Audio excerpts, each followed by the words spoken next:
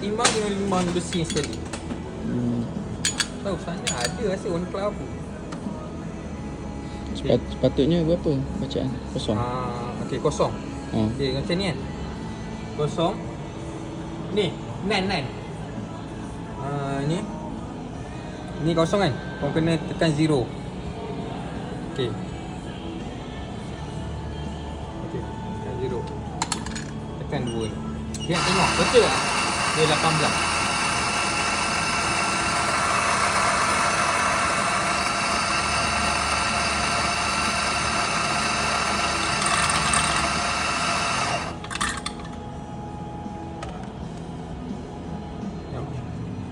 Sampai tu okey lah.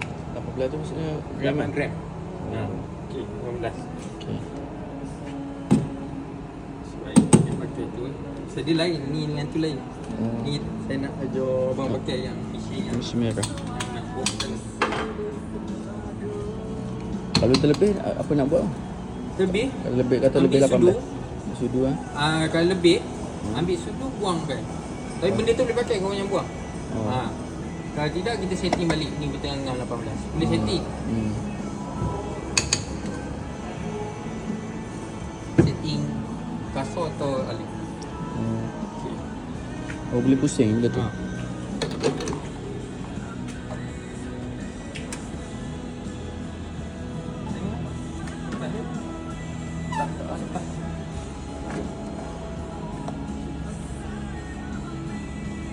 Jadi sepatutnya darab 2 lah. Espresso.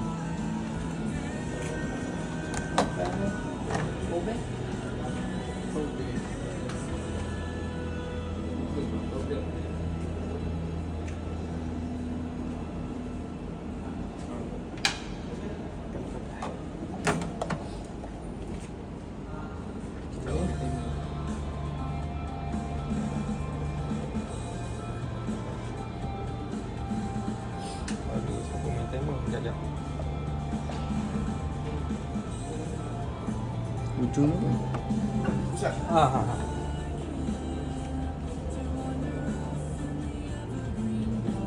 Buang balik. Kosong balik.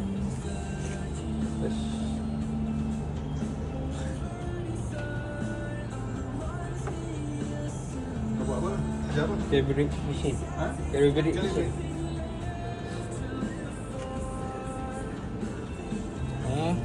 Gila sikit. Sepatutnya 18. Tak kena bagi kosong. Kosong.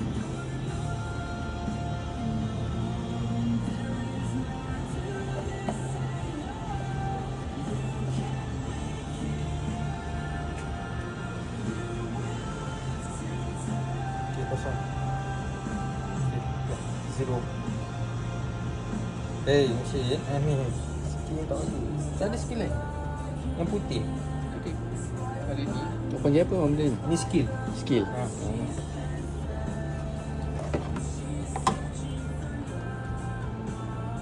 Okey. ML lah.